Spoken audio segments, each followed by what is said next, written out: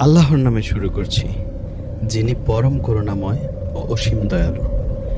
জিন ধোঁয়াবিহীন আগুন থেকে তৈরি এক রহস্যময় সৃষ্টি, যা মানুষের দৃষ্টির আড়ালে থাকে। আমাদের মতোই তারা জন্ম নেয়, বেড়ে ওঠে, অনুভব করে এবং মৃত্যুবরণ করে। কিন্তু তাদের অস্তিত্ব আমাদের জগতের বাইরে। যা শুনি বা জানি তা লোকমুখ থেকে। কিন্তু কেমন হয় যদি একজন জিন থেকেই তাদের দুনিয়া সম্পর্কে জানতে পারি? হ্যাঁ, মিশরীয় সাংবাদিক মোহাম্মদ ঈসা দাউদ দাবি করেছিলেন যে তিনি একজন জিনের সাক্ষাৎকার নিয়েছিলেন এবং পরে তার হিউর সাহাফি নামক বইয়ে অভিজ্ঞতাটি নথিভুক্ত করেছিলেন, যা পরবর্তীকালে ইন্দোনেশিয়ান এবং মালয় ভাষায় ডেনগান জিন মুসলিম হিসেবে অনুবাদ করা হয়েছিল। তবে জিনের বিবৃত সব কিছু যে একদম শতভাগ সত্য হিসেবে বিশ্বাস করা যাবে তা কিন্তু নয়। কিছু বিবৃতি কুরআন এবং হাদিসের সাথে একত্রিত হয়, কথোপকথনের কয়েকটি দিককে বিশ্বাসযোগ্যতা দেয়। তবে যেহেতু এই বিষয়টি আমাদের চোখের সীমানার বাহিরে, তাই সাক্ষাৎকারের সম্পূর্ণ সত্যতা মানব যাচাইয়ের বাইরে থেকে যায়। সাক্ষাৎকার দিয়ে শুরু করা যাক।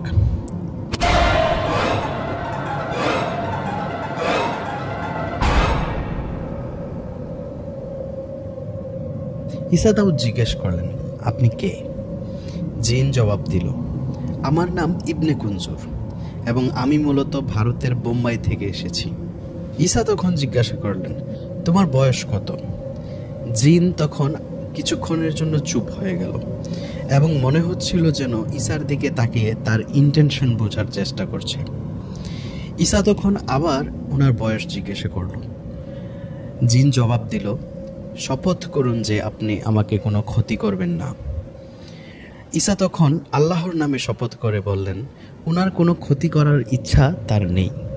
জিন আশ্বস্ত হয়ে বলল, আমি এখনো তরুণ। আমার বয়স মানুষের বছরের তুলনায় প্রায় 15 বা 17 বছর বয়সী কিশোরের মতো। ঈসা স্পষ্ট করে বললেন, না তা নয়, আমি বোঝাতে চাইছি জিন বছরের হিসেবে আপনার বয়স কত?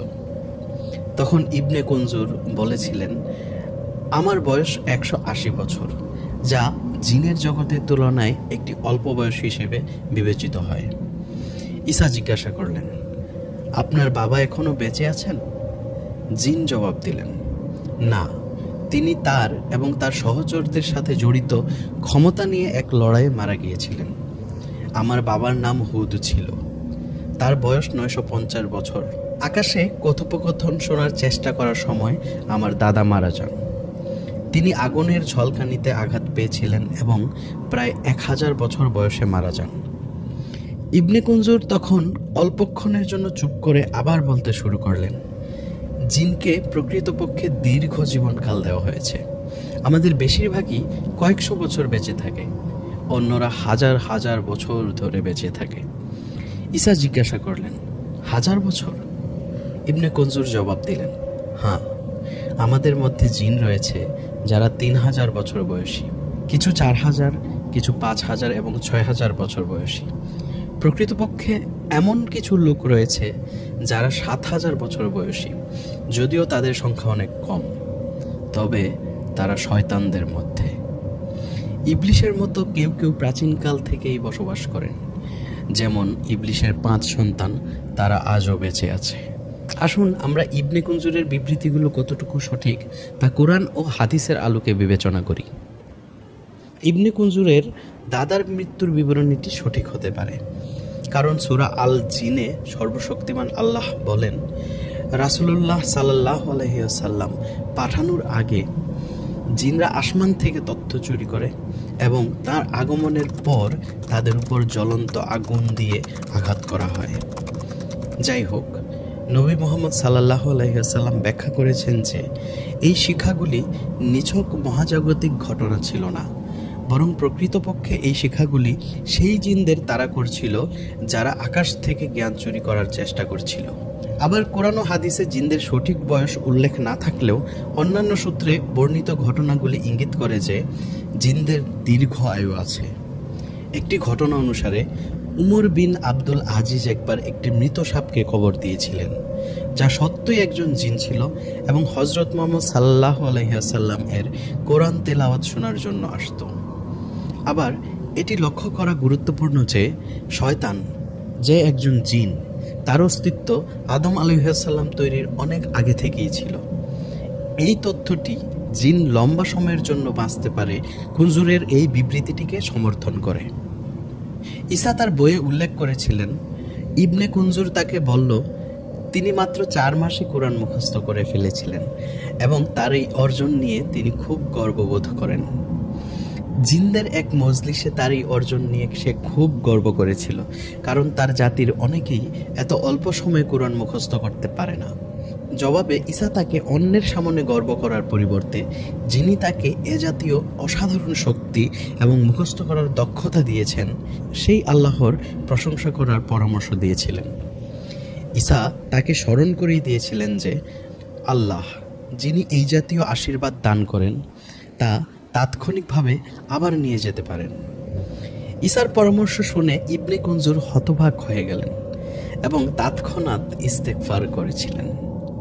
তার জিন বন্ধু, যার মুখস্থ করতে কষ্ট হতো, তিনি প্রায়শই তাকে বলতেন যে অনুশীলন না করে মুখস্থ করাটা অর্থহীন। ঈসা এই দৃষ্টিভঙ্গির সাথে একাত্মতা প্রকাশ করেছিলেন।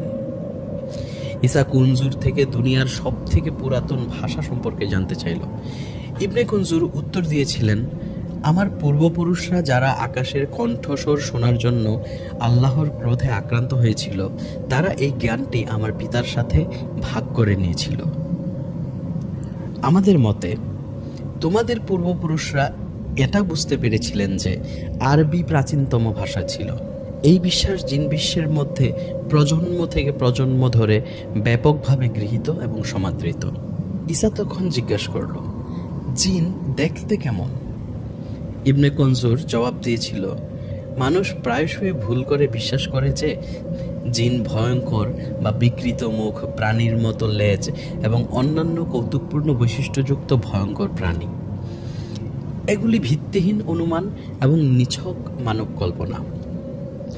ঈসা তখন বলল, কখনো কখনো জিন নিজেরাই তাদের উপস্থিতি সম্পর্কে এই মিথ্যা এবং ভীতিজনক ধারণার জন্য দায়বদ্ধ। এটা কিভাবে হতে পারে? ইবনে কুনজুর জিজ্ঞাসা করলেন। ঈসা ব্যাখ্যা করেছিলেন, এমন শয়তান রয়েছে যারা ইচ্ছাকৃতভাবে মানুষকে ভয় দেখানোর জন্য বা কিছু খারাপ উদ্দেশ্য অর্জনের জন্য ভীতিজনক এবং মন্দরূপ ধারণ করে। ইবনে কুনজুর একমত হয়ে বলল, এটি সত্য হতে পারে, তবে মানুষ আমাদের সম্পর্কে তাদের উপলব্ধিগুলো অত্যাধিক অতিরঞ্জিত করেছে, যার বেশিরভাগই মিথ্যা ছাড়া আর কিছুই নয়। শয়তানদের মধ্যে প্রকৃতপক্ষে মন্দ এবং ভীতিজনক রূপ রয়েছে, তবে মুসলিম জিনকে আল্লাহর দ্বারা একটি ভালো ও মহৎ রূপ দেওয়া হয়েছে। ঈসা এরপরে জিজ্ঞাসা করলেন, তাহলে আসুন এই ধারণাগুলি সংশোধন করুন। আপনার আসল রূপটি আল্লাহর দ্বারা নির্মিত হিসাবে দেখতে কেমন? ইবনে কুনজুর জবাব দিয়েছিলেন, আমার দৃষ্টিকোণ থেকে আমাদের রূপটি আল্লাহর দ্বারা নির্মিত মানুষের থেকে খুব বেশি আলাদা নয়, যদিও কয়েকটি ছোট পার্থক্য রয়েছে। উদাহরণস্বরূপ, আমাদের মাথা আমাদের দেহের অনুপাতে কিছুটা বড়, মানুষের মতো নয়। আমাদের চোখ দীর্ঘায়িত, আপনার মতো গোল নয়। আমাদের মধ্যে কারো কারো চোখ রয়েছে যা উপরের দিকে নির্দেশ করে, অন্যদের এমন চোখ রয়েছে যা কিছুটা তির্যক, চীনা বা জাপানি মানুষের মতো। একটি গুরুত্বপূর্ণ পার্থক্য হলো আমাদের চোখ মানুষের চোখের মতো সরু নয়, এগুলি সাধারণত বড় এবং চওড়া, হরিণের চোখের মতো, কিন্তু অনেকখানি দীর্ঘায়িত। ঈসা বলেন, আমি সবসময় শুনেছি আপনাদের চোখ সব সময় লাল থাকে, এটা কি সত্যি? ইবনে কুনজুর জবাব দিলেন, সব সময় নয়, আমাদের চোখ মানুষের চোখের মতো বিভিন্ন সময় বিভিন্ন রঙে আসে। আমাদের মানুষের মতো কালো, হলুদ এবং গাঢ় বাদামি চোখ আছে। যাই হোক, আমাদের চোখের কালোটা আপনাদের থেকে একটু আলাদা, বেশিরভাগই সাদা একটা আবরণ বা সাদা ছায়া আছে এমন। আমাদের চোখ সব সময় লাল থাকে, এই বিশ্বাসটি অনেকের চোখ থেকে নির্গত সূক্ষ্ম রশ্মি থেকে উদ্ভূত হতে পারে, যা লাল হয়ে থাকে। তবে যারা তাদের দিকে তাকায় তাদের কাছে এটা ভীতিজনক হওয়ার মতো নয়। তিনি আরো বললেন, আসলে এর একটি নির্দিষ্ট সৌন্দর্য আছে। আমাদের কান ঘোড়ার কানের মতো, বিশেষ করে তাদের সূক্ষ্ম যে একটা আকার আছে ওরকম। আমাদের কারো কারো কানের আকৃতি বিড়ালের কানের মতো। মানুষ যদি ঘনিষ্ঠভাবে পর্যবেক্ষণ করে তারা দেখতে পাবে যে বিড়ালের কান আসলে ঘোড়ার কানের মতোই। তাই যখন আমরা নির্দিষ্ট রূপ ধারণ করি তখন আমরা বিড়াল, ঘোড়া বা বাঘকেই পছন্দ করে থাকি। আমাদের নাক হিসেবে আপনাদের নাকের মতোই আমাদের মুখের কেন্দ্রে অবস্থিত, তবে এগুলি মানুষের নাকের মতো তীক্ষ্ণ নয়। সাধারণত আমাদের নাক সমতল বা বৃত্তাকার, ফিলিপিনো পুরুষ এবং মহিলাদের নাকের মতো। হযরত মুহাম্মদ সাল্লাল্লাহু আলাইহি সাল্লাম এর দিক নির্দেশনা অনুসরণ করে মুসলিম জিনেরা দাড়ি বাড়ান। আমাদের মধ্যে যারা দাড়ি রাখে না আমরা তাদেরকে মটকা চেহারা বলে ডাকি। আমাদের চুল খুব ঘন, বিশেষত মহিলা জিনদের মধ্যে এটি খুবই সাধারণ। পুরুষ জিনেদের চুলগুলি মোটা হতে থাকে এবং আমাদের মধ্যে বেশিরভাগেরই টাক রয়েছে। মহিলা জিনের চুল খুব লম্বা, যা সৌন্দর্যের প্রতীক হিসেবে বিবেচিত হয়। তাদের মধ্যে কারো এমন দীর্ঘ চুলও রয়েছে যা মাটিতে টেনে নিয়ে যেতে হয়। ঈসা জিজ্ঞাসা করলেন, তোমাদের হাত পা কেমন? ইবনে গঞ্জুর বললেন, আমাদের হাতগুলো মানুষের মতো, তবে আমাদের বাহুগুলি আমাদের দেহের তুলনায় অনেক দীর্ঘ। আমাদের আঙ্গুলগুলিও দীর্ঘ এবং আমাদের নখগুলি আলাদা। আর পায়ের ক্ষেত্রে পায়ের হিলের অবস্থান এবং আঙুলের তীক্ষ্ণতা আপনাদের থেকে কিছুটা পৃথক। ঈসা জিজ্ঞাসা করলেন, আপনাদের কি হাড়, হৃৎপিণ্ড, পাকস্থলী এবং ফুসফুস রয়েছে? ইবনে গঞ্জুর জবাব দিলেন, হ্যাঁ, ঠিক আপনাদের মতোই, যদিও আমাদের হাড়গুলি আমাদের ত্বক বা মাংসের তুলনায় অনেক বড়। তবে আপনি যতটুকু কল্পনা করতে পারেন তার বাইরেও আমরা একটি ব্যতিক্রমী স্তরের নমনীয়তার অধিকারী। আমাদের অন্যান্য অঙ্গগুলি বেশ ছোট, তবে আপনাদের মতোই কাজ করে। যদিও শ্বাস নিতে আমাদের এতটা অক্সিজেনের প্রয়োজন নেই, তবে আমাদের হজম ব্যবস্থা আমরা যা খাই তা প্রক্রিয়া করে এবং আমাদের বর্জ্য আপনাদের মতো আমাদের দেহ থেকে বহিষ্কার করা হয়। তবে এটি শক্ত নয়, এটি অনেকটা ঘন বাষ্পের মতো। আমাদের প্রস্রাবও খুব শক্তিশালী চাপসহ একটি গ্যাস, কিন্তু এটি হালকা এবং আপনাদের বিশ্বের ঝর্ণার সাথে সাদৃশ্যপূর্ণ। এই কারণেই একজন শয়তান এমন একজন মুসলমানের কানে প্রস্রাব করতে পারে যিনি ঘুমানোর আগে আল্লাহর নাম উল্লেখ করেন না। আল বুখারী দ্বারা বর্ণিত একটি হাদিস রয়েছে যা আসলে ইবনে গঞ্জুরের এই বিবরণীটিকে সমর্থন করে। এই হাদিসটিতে এমন এক ব্যক্তির কথা বর্ণনা করা হয়েছে যিনি ফজর পড়তে ঘুম থেকে না উঠেই সারা রাত্রি ঘুমিয়েছিলেন। নবী সাল্লাল্লাহু আলাইহি সাল্লাম বলেছিলেন, শয়তান তার কানে প্রস্রাব করেছে। সহিহ মুসলিম এবং অন্যান্য হাদিস গ্রন্থগুলোতে একই রকম বিবরণ এটিকে আরও শক্তিশালী করে, যেখানে নবী সাল্লাল্লাহু আলাইহি সাল্লাম উল্লেখ করে বলেছিলেন যে শয়তান তার কানে প্রস্রাব করে। ঈসা এরপরে জিজ্ঞাসা করলেন, শয়তান বা জিনের কি শিং রয়েছে? ইবনে গঞ্জুর উত্তর দিয়েছিলেন, প্রতিটি জিনের দুটি শিং থাকে, তবে এগুলো খুব ছোট। ঈসা জিজ্ঞাসা করলেন, তার মানে কি আপনারও দুটি শিং রয়েছে? ইবনে গঞ্জুর জবাব দিলেন, হ্যাঁ, তবে তারা আরবি হরফ নুনের মতো খুব ছোট ছোট এবং অবশ্যই দীর্ঘ নয়, মানুষ যেমন কল্পনা করে। ঈসা জিজ্ঞাসা করলেন, ইবলিশের শিংগুলিও কি ছোট নাকি তারগুলো অনুপাতে অনেক বড়? ইবনে গঞ্জুর বলল, তার দেহের অনুপাতে বড়। ইবলিশ খুব পুরনো এবং প্রথম মানুষের চেয়ে অনেক বেশি বয়স্ক। আমাদের জিনের দেহ দুর্বল, যা সময়ের সাথে সাথে দুর্বল হয় মানব দেহের মতো।